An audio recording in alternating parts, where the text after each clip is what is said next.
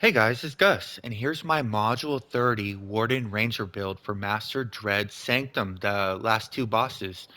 And apologies for getting this out so late. I normally wouldn't have put this out, but there's so late into the ball game. But we have two things. We don't really have a lot of Warden builds on the Ranger Discord. And secondly, I don't see a lot of players running this type of build, and I think we're leaving a lot of damage on the table. Because if you notice, the item level on this build is probably higher than most of what you're seeing. And previously, before tinkering around, if I would have seen this item level, I would have assumed the build was bad right off the bat. And you might think it's bad, and that's fine. Please comment below if you see any improvements that can change to this. So, this build relies on a few group buffs that are actually very standard in most endgame groups right now. It's got the Flapjack for the 5% combat advantage. It's got Tutor for the 5% combat advantage. And it has Portobello for the 3.5% power and combat advantage. I know not everybody has a Portobello because you have to get it from the appointment vendor, but more and more groups are getting it. And no matter what, I have it, so that my group's always going to have it. And I would prefer not to run it, but if nobody else has it, I'm running it for sure because it's such a good companion. It also relies on one runic aura and one mystic aura, which again are very common in most endgame groups. Actually, that's what most of the healers and tanks have pre-slotted going in, anyways. I'm not using a pack tactics. If there was a pack tactics, it wouldn't really even approve this build. I would be able to make some adjustments though. First thing, consumables. Same old consumables as always. Flask of potency, rank 3+1. Squash soup, prime rib, Sunlord's gift elixir. And of course, we have the campfire bonus, which is great because it gives one to all your ability scores, which gives you a 0.3% power gain and 0.5% crit sev, and I think 0.1% accuracy gain. So, let's go over the stats first. I know everybody's, for some reason, stats are such a big deal to a lot of players. I will say this is not stat capped at all, and I am wasting a few stats, especially in crit sev, and I'll explain why.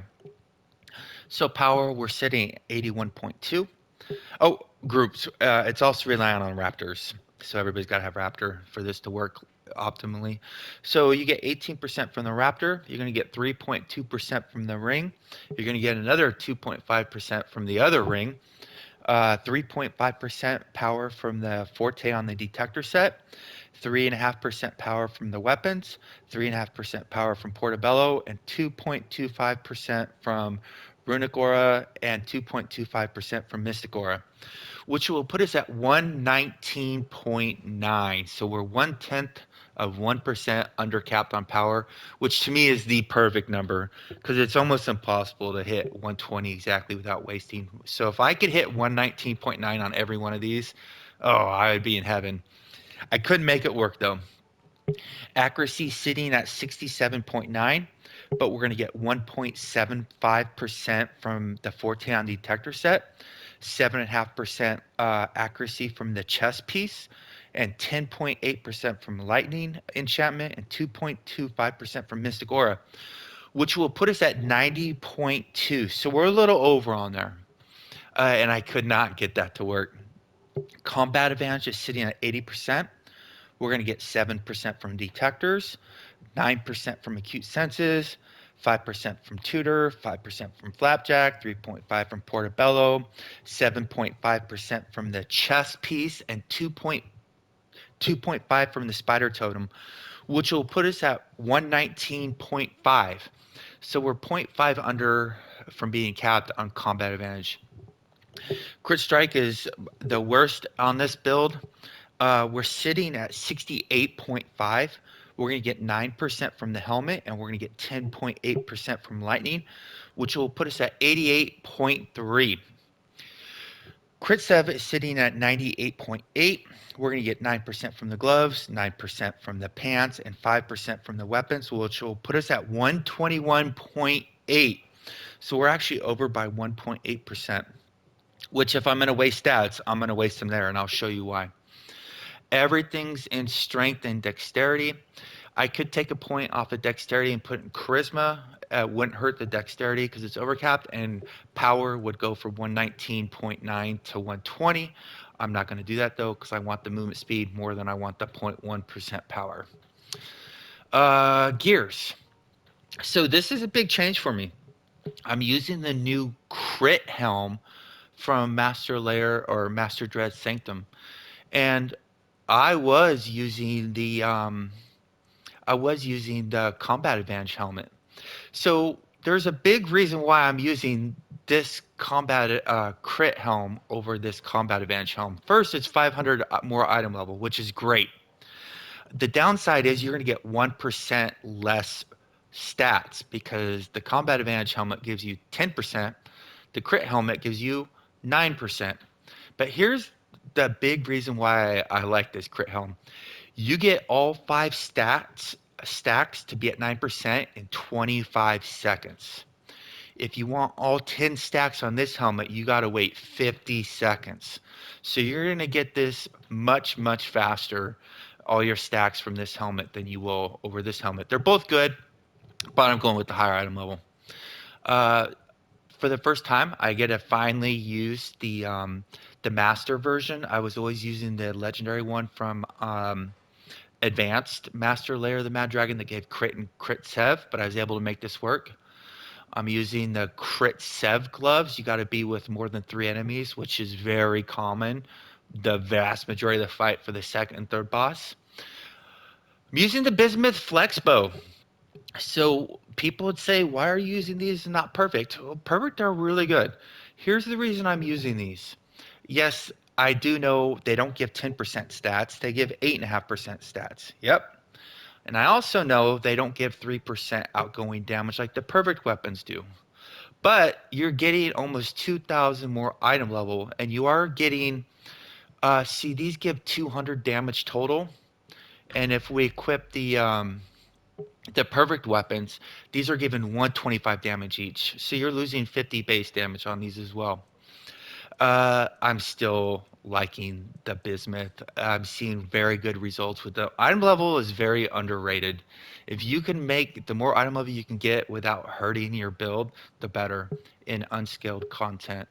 And I really like the movement speed, which anybody who's experienced any frustration on the third boss, which is probably everybody who's ever done Master Dread Sanctum, knows how movement speed is godlike in there. So you can go perfect, um, but I'm seeing better results with these Bitmus weapons. I'm still using the 5% crit strike boots. Uh, so we could get more item level if we use the new boots. Um, are these bound? They are. Nope. I don't even know if I have a pair. Oh, I don't want. I want to. I don't want to waste up inventory. I'm not a fan of these though, because as the ranger, our forte is accuracy. So I'm really not looking for accuracy. And your AP has to be less than 80%. So you got to really manage your rotation a lot more with these boots, and I just haven't figured out how to use them effectively. But I would like that 900 item level. That'd put this build over 115k. But I'm going to stick with the one that's up all the time, and we're going to stick with the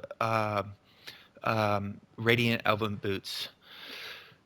So if you want to be 114k item level and use this build, you got to use these 4 artifacts, unfortunately. So you have to use the portable spelljammer, because we have the detector set. And you want to use the music box, and you want to use the blood brass pistol because they're the highest item level. So only one we can really play around with is this one. If we want to take it off and put in, well, there's also the not the magma, but the cauldron. This is also 1800 item level, so you could use that one as well. But if you go down to 1500 item level, then you're just under 114k. So it's all good. The only 2 artifacts you can really use on this particular, if you're going with this route, is which artifact did I have there? Yeah, is this Spelljammer works in this dungeon for 10%, and the blood brass pistol is 10% in Dread Sanctum. There's a good chance you're going to have to use a different artifact. So you're going to be just under 114k. Still using the detector set. There's two versions of each. I took the one with Forte. I know Wisdom is completely useless. The other one that doesn't give Forte gives a lot of survivability, but I want the damage. The two rings. I'm using the Dreadbreaker Coil Ring. Gives a ton of combat advantage and crit strike and AP gain and 5% power in the dungeon. And I'm also using the Dreadbreaker loop. Now, this ring, if you're outside of Dread Sanctum, you're going to lose 2.5% power, which most people I'm seeing that won't matter because they're way over capped anyways, usually. But when I'm not in Dread Sanctum, I won't be using this ring. I'll be using the 7% power ring. The Dreadbreaker loop, because the two 5% rings, I don't think they stack. I only checked it like for 3 minutes and trying every combo. I don't think the two 5% power rings stack. So the other high item level is the 4% power ring. So by yourself, you're going to get 0.8% power, but when you have four other people, you're going to get another 3.2% power. And that's where when I was going over the ratings, how I said 3.2% from one ring and 2.5% from the other ring. So when we're in Dread Sanctum in a group, you're going to get another 3.2 from this and another 2.5 from this. The Detector Sash, this is the only one with strength on it. So I used it. There's another one that has dexterity, but I like the strength one.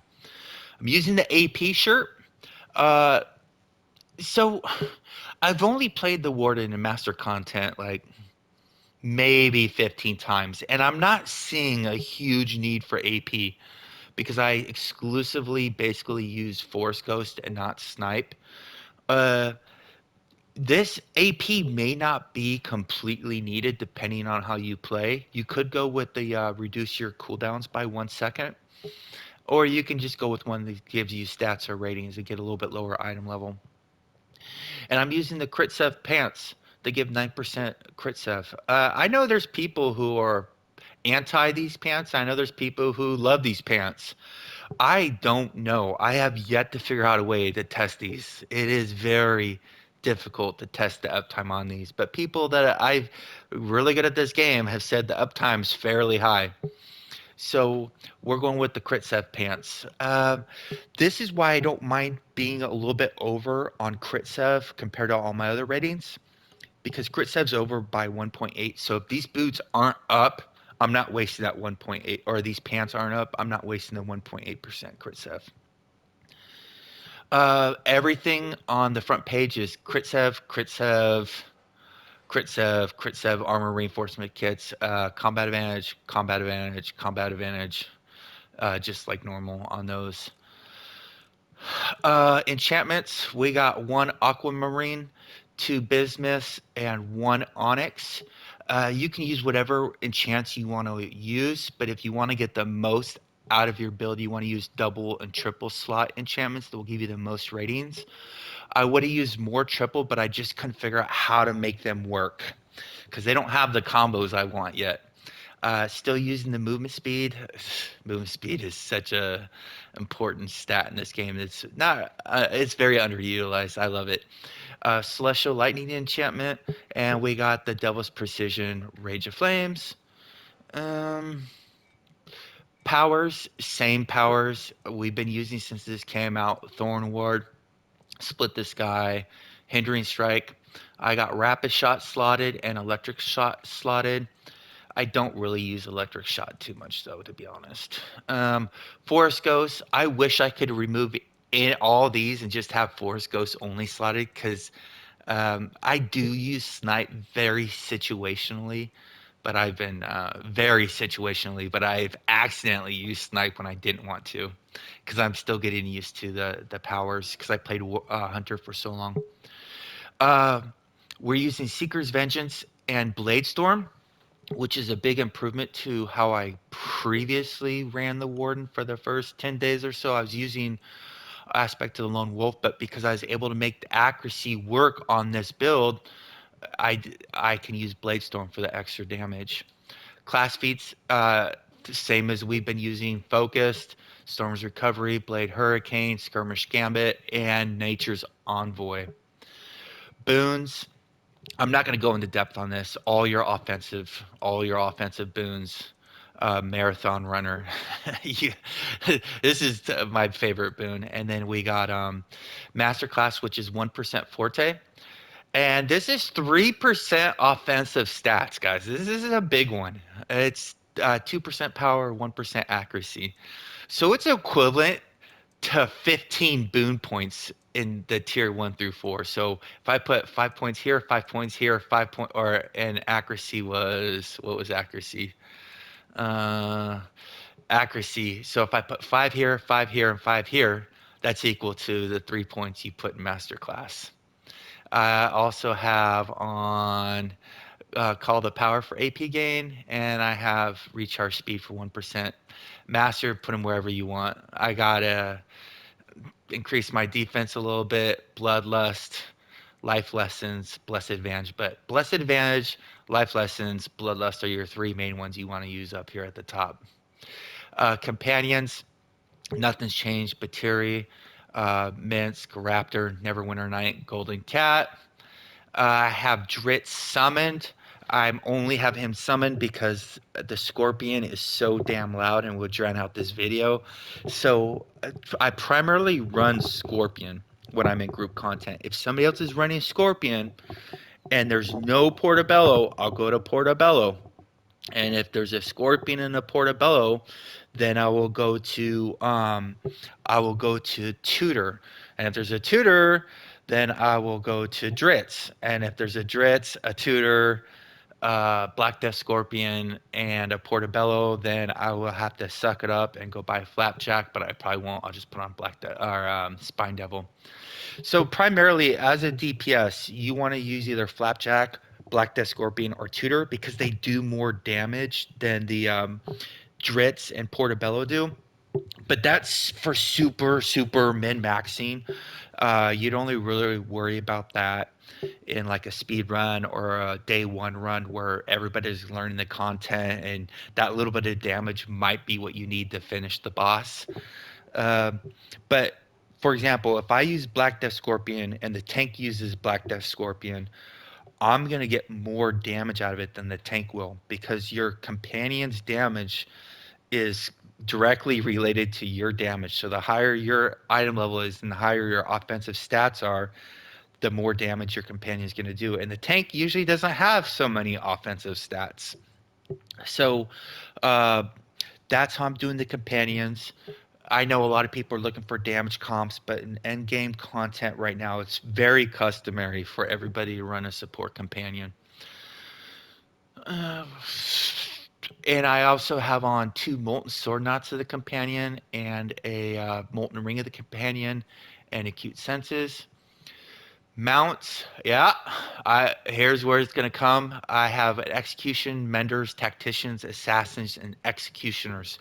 So I got a lot of feedback on this, and I would say everybody's names, but I didn't ask your permission first. Sorry about that, guys. But it was very insightful. You can easily take off this executioner's covenants and lose 2,000 ratings and put it on. There's multiple choices. You can put it on. I would personally run gladiators, or you can run artificers, or you can run warlord's inspiration. Uh, that's about it. There is one other power that doesn't really work too good on the warden, but there is an insignia bonus that will increase your damage. It's called Enchanter's Hex, but it really only works on one of our powers, and it's 50 magnitude, and you will very rarely get it off. So it'll be kind of insignificant. But if you take off this Executioner's Covenant, you'll lose about 1% offensive ratings.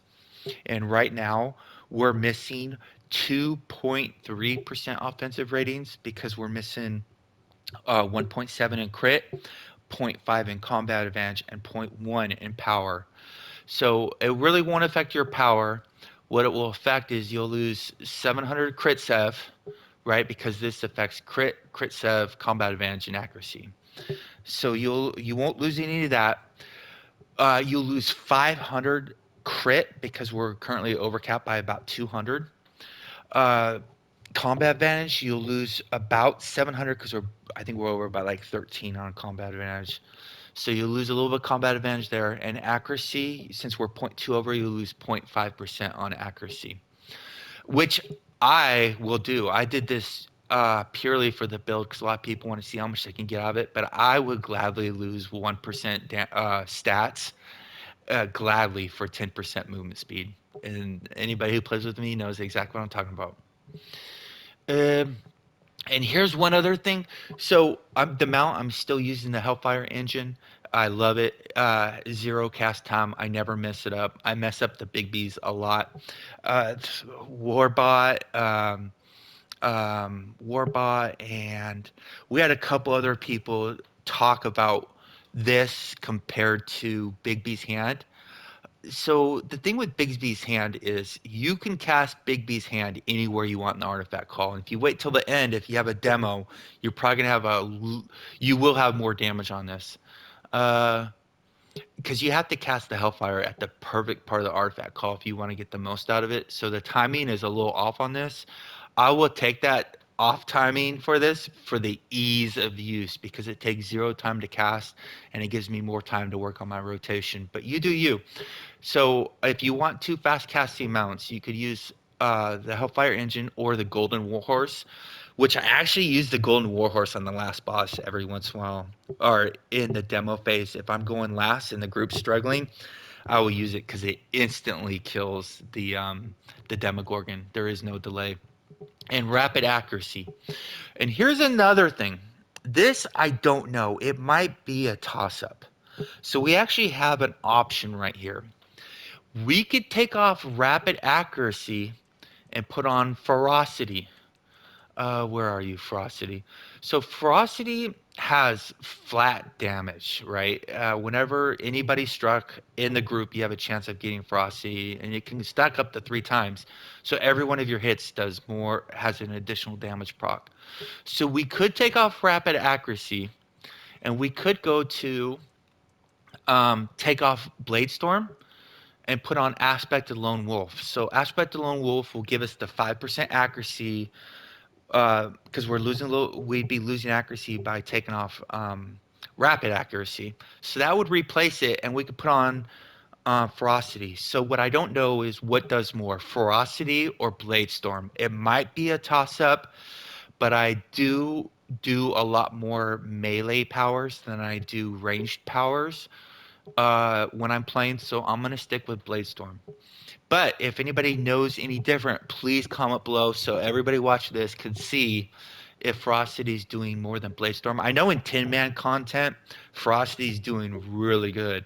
In 5-man content, it's all over the place. I've seen almost 1% coming from Ferocity. I've seen close to 2% overall damage coming from Ferocity. I just don't know. And I don't know how much exactly Bladestorm's coming in at. I'm guessing around 2% overall damage. Mounts. Okay. So I said this was a Master Dread Sanctum build. If you're on the first boss, right? The easy dummy boss. If you're the super sweaty diehard and you want to make a first boss build to try to squeeze out the damage board and use up one of your character loadouts, go right ahead. I'm going to show you what you're going to do. You're going to take off the crit sev gloves that works on multiple enemies, and you're going to put on the crit gloves that work on one enemy. Then you're going to take off the crit boots, and you're going to put on the crit sev boots, right? The enchanted brigand assassin long boots. Then you're going to come over to enchantments. You're going to take off the onyx, and you're going to put on the kyanite. And then you come over here to companions, and you're going to take off this Neverwinter Night, and you're going to put on the Rat Pup, which I've covered quite a few times already. Is really good on Rangers, really good, even better on Warden. I don't use it on the second and third boss because I want every ounce of damage I can do on those bosses, and with all those mobs in there, a lot of our powers can hit other mobs besides the main boss, and I don't want to waste any of that damage on mobs. So let me go back to there. Neverwinter Night. And then we're going to go Uh, Enchantments. We're gonna take out this Kyanite, and I'm gonna put back on the Onyx. Uh, at this stage of the game, I don't care about the first boss. It's so easy. I don't even know if anybody's ever failed that first boss. It's well, actually, I have.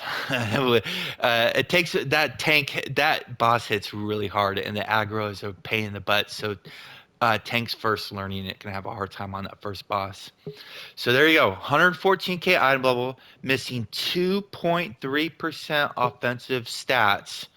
Um, and this thing hits really good, guys. I'm very pleased with it. But if you got a way to improve this, please comment below because we're still learning the Warden. It's been out for quite some time, and we're still learning it. There's probably some other ways to play this we have not found yet.